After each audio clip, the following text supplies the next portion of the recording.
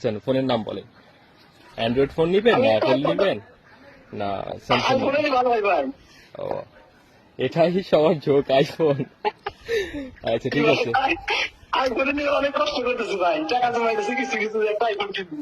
আচ্ছা, তাহলে তো আমার পক্ষ থেকে আপনি একটা শখের ফোন পেয়ে যাচ্ছেন, রাইট?